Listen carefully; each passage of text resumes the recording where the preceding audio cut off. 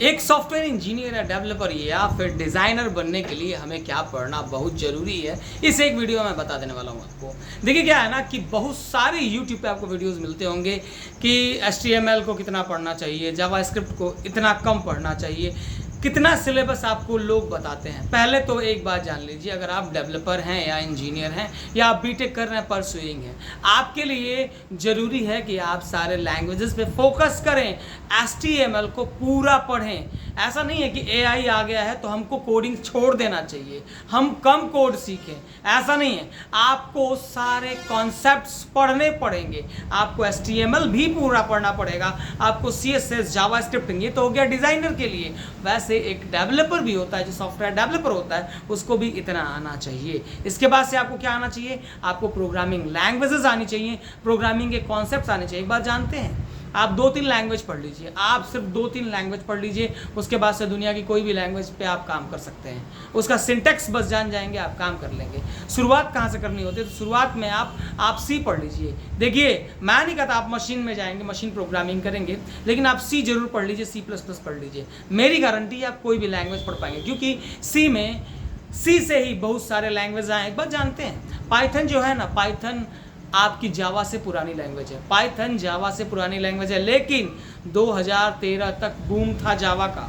2013 क्या, 2015 तक बूम था जावा का, लेकिन जावा का बूम थोड़ा सा कम हो गया पाइथन की वजह से। यानी कि एक पुरानी लैंग्वेज होने के बावजूद भी जावा आगे थी पाइथन से।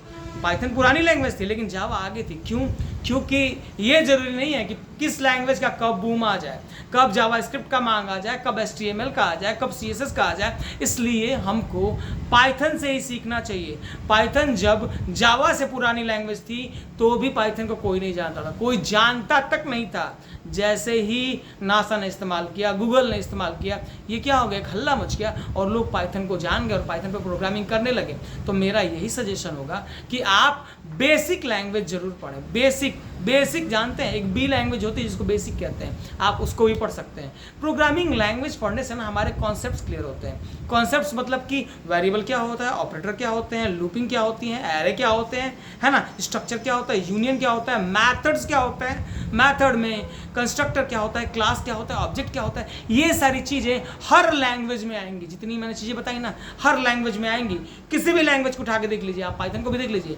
पाइथन एक ऑब्जेक्ट ओरिएंटेड लैंग्वेज है, लेकिन क्या वहाँ पे इंटीजर नहीं है, वहाँ पे फ्लोट नहीं है, वहाँ पे कैरेक्टर नहीं है, सब कुछ है वहाँ पे सब कुछ है। वहाँ पे क्लासेस भी हैं, वहाँ पे ऑब्जेक्ट्स भी हैं। तो मैं ये सजेस्ट करूंगा, चाहे वो बीटेक का कोई भी इंजीनियर हो, कोई भी सॉफ्टवेयर डेवलपमेंट करता हो, डिजाइनिंग करता हो, दोनों के बारे में बताता हूँ मैं। डिजाइनिंग के लिए क्या करना है और डेवलपमेंट के लिए क्या करना है। अगर आपको डेवलपमेंट में जाना है तो आपको 3-4 चीज़ें सीख लेनी चाहिए। 3-4 चीज़ें मतलब कि आपको फ्रंट एंड का थोड़ा जानकारी होना चाहिए, आपको बैकएंड मतलब कि आप जावा का इस्तेमाल करो, आप पाइथन का इस्तेमाल करो, आप उनका इस्तेमाल करो। इसके बाद से आपको डेटाबेस की जानकारी होनी चाहिए। ये अगर आप इतना कर लेते हैं, थोड़ी बहुत SEO कर लेंगे, अब बैकएंड डेवलपर बन गए। आपको फ्रंट एंड डेवलपर बनना है, आप HTML, CSS, जावास्क्रिप्टिंग या मर्न जैसे फुल स्टैक डेवलपमेंट करके आप फ्रंट एंड बैकएंड दोनों भी बना सकते हैं। तो मैं पहले मर्न पढ़ने के लिए नहीं कहूँगा कि आप मर्न पढ़ लीजिए, आप जावा डेवलपर जाइए। आप पहले कोई डेवलपर मत बनिए, आप पहले बेसिक पढ़िए। बेसिक कहाँ से शुरू करेंगे? आप HTML शुरू करेंगे, JS पढ़ेंगे, आप C पढ़ेंगे, C++ पढ़ेंगे, इतना पढ़ के SQL पढ़ेंगे। SQL पढ़ने के बाद से आप दुनिया की कोई भी लैंग्वेज पढ़िए, अपने करियर को मजबूत करिए दुर्गेश सर के साथ। थैंक्स फॉर वॉचिंग, लाइक से सब्सक्राइब प्लीज, बाय बाय।